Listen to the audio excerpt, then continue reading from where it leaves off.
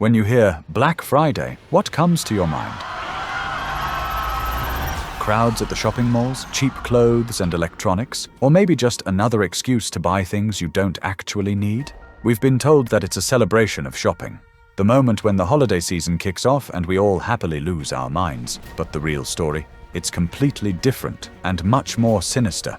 The origin of Black Friday isn't about discounts. It starts with betrayal, a conspiracy at the highest levels of government, and one of the most spectacular financial crashes in American history. To understand it, we have to go back to 1869, back to when the greed of two men brought the US economy to its knees.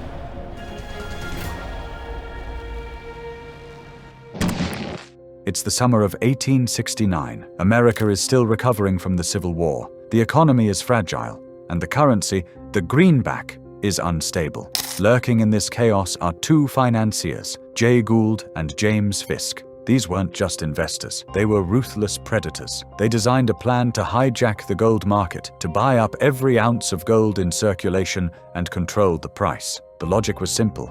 If you own the supply, you dictate the value. But there was one obstacle: President Ulysses Grant and the US Treasury. So Gould and Fisk decided to play dirty. They targeted the president's family. They used Abel Corbin, whose sister, Virginia, was married to the president. Corbin arranged private meetings during which Gould fed the president a lie. He convinced Grant that high gold prices would help American farmers, make American crops more attractive overseas, and boost the economy. Incredibly, President Grant, a war hero but a naive politician, bought it. He ordered the Treasury to stop selling government gold. With the government out of the way, Gould and Fisk went all in. The price of gold skyrocketed. Bankers, merchants, and everyday people watched in horror as the dollar collapsed, while gold became a luxury only the rich could touch. Everything was going according to plan, until the bubble burst. The day is 24th of September, 1869. President Grant finally realized he was being played. Furious, he personally ordered the Treasury to flood the market with $4 million in government gold. When that news hit Wall Street, it was absolute pandemonium. In the morning, gold was trading at a record high. The moment the government reserves hit the market, the price fell off a cliff. In minutes, it crashed from $160 down to $133. Fortunes vanished in an instant. Brokerage firms collapsed, men committed suicide, and the US economy was paralyzed for months. That day, Friday, September 24th, 1869, was the first time history used the name Black Friday. It wasn't a holiday, it was a day of ruin. So, how did we go from a financial catastrophe to a shopping spree? Fast forward to the 1950s, Philadelphia. Every year, the day after Thanksgiving, the city hosted the massive Army-Navy football game. Taken by Roger Staubach, and he fires, complete. Tourists and fans flooded the streets. For the Philly police, it was hell on earth.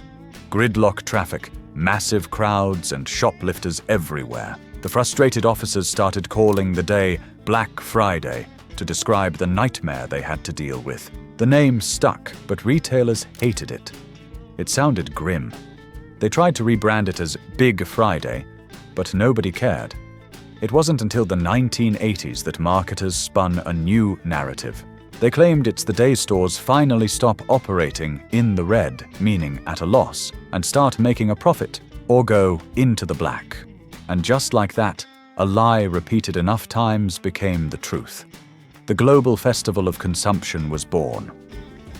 Black Friday has since then mutated into a global phenomenon. It's synonymous with massive discounts, doorbuster deals, and lines wrapping around the block. Statistically, the average American drops around $700 during this short window, hunting for that perfect bargain. But is it really a bargain? In many places, especially in the European Union, the practice of artificially inflating prices right before the sale became so common that regulators had to step in. Stores were notorious for jacking up prices in October just to fake a huge discount in November. Now, strict laws force them to reveal the real lowest price from the last 30 days. Back in 1869, Jay Gould and James Fisk tried to corner the market, but their greed and a lack of transparent data led to disaster. Today, the markets are digital, and Black Fridays, sudden crashes and golden opportunities happen in crypto not once a year, but almost every day. At MaxData.app, we handle Black Friday differently. We don't do sales because we don't believe in gimmicks.